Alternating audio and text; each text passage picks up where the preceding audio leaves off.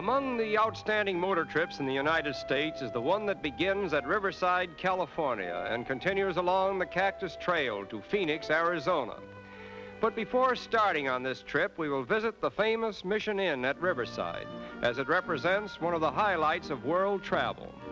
Although this inn was never actually used as a mission, it has preserved within its archives some of the relics from the early missions of California, as well as a priceless collection of interesting objects gathered from all parts of the world. This wondrous institution is the fulfillment of a dream by the late Frank A. Miller, a pioneer resident of California, who believed that the foundation of international goodwill and understanding was in the appreciation and preservation of art in all its phases.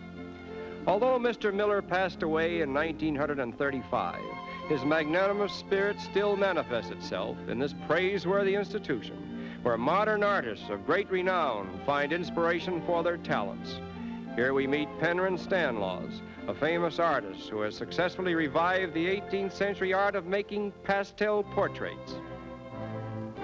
A modern innovation at the Mission Inn is known as the famous Flyers Wall, where this ceremony is performed by aviators with the thought that St. Francis, the patron saint of the birds and the protector of those who fly, will watch over them and grant them happy landings.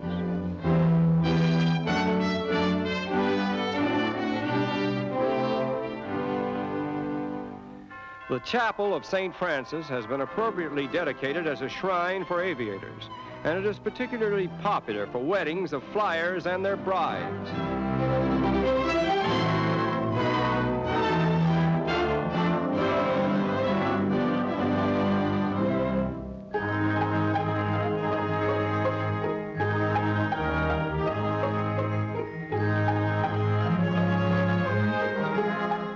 In this romantic setting, the happy bride tosses her bridal bouquet to the bridesmaids, and if tradition does not fail, the one who catches it will be the next bride.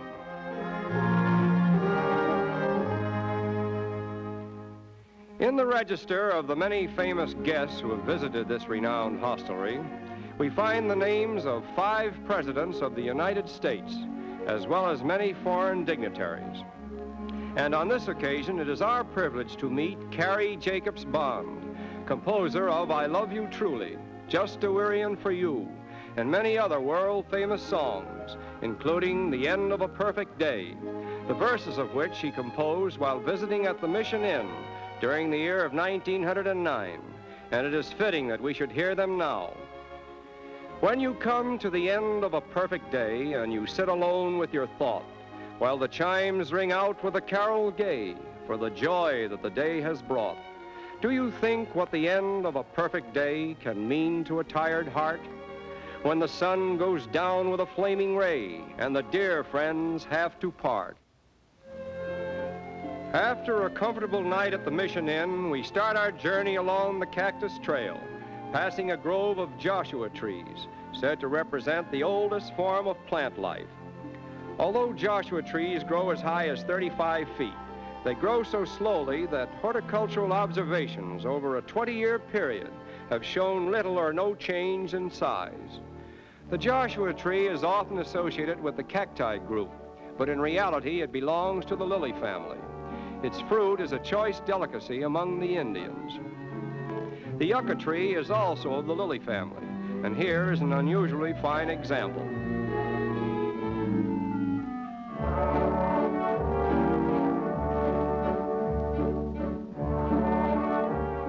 Of all the cacti along the Cactus Trail, the prickly pear is the most common.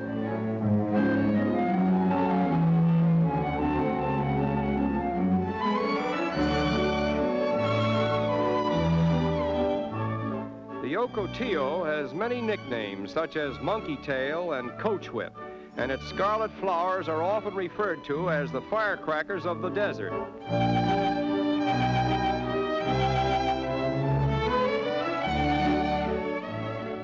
This is the century plant, which is often confused with the yucca because each sends up blossoms on a stalk. Oddly enough, the century plant does not live a century, but only from 10 to 75 years, and it blooms but once in its lifetime.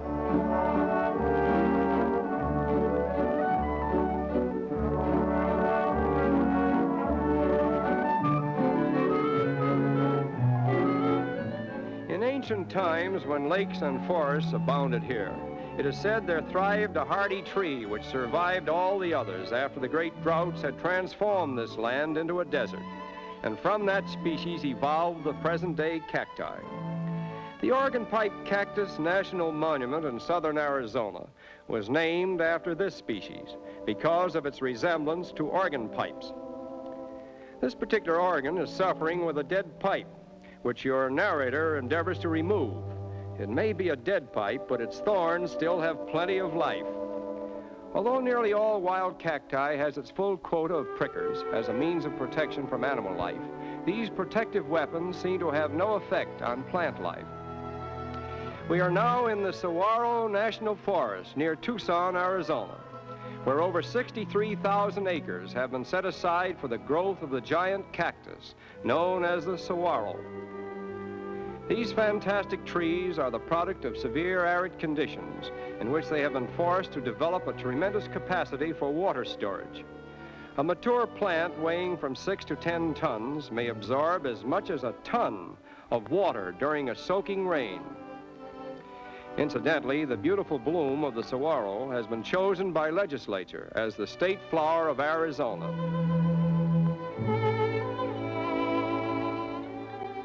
Full many a flower is born to blush unseen and waste its sweetness on the desert air, is the poetic thought that we take with us as we leave this unique region and continue our journey to Phoenix, where the Camelback Mountain provides an imposing background for one of Arizona's many fine hostelries, appropriately called the Camelback Inn, an ideal setting in which to relax after a journey along the Cactus Trail.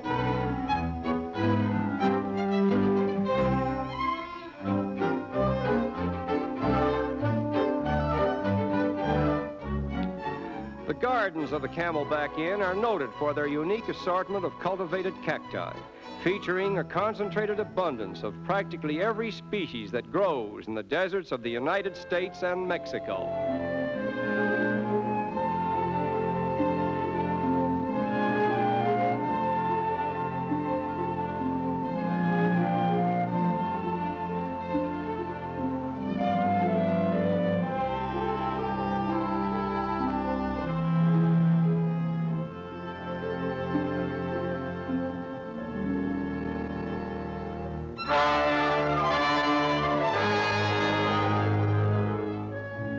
This giant saguaro seems to thrive as well in a bed of cultivated flowers as it does on the hot sands of the desert.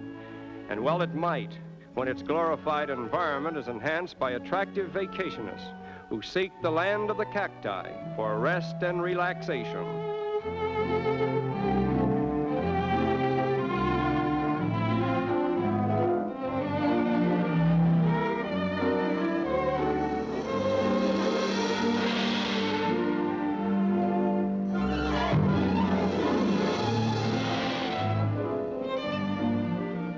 And it is here, in this colorful setting, that we conclude our impressions of a most interesting and delightful trip along the Cactus Trail.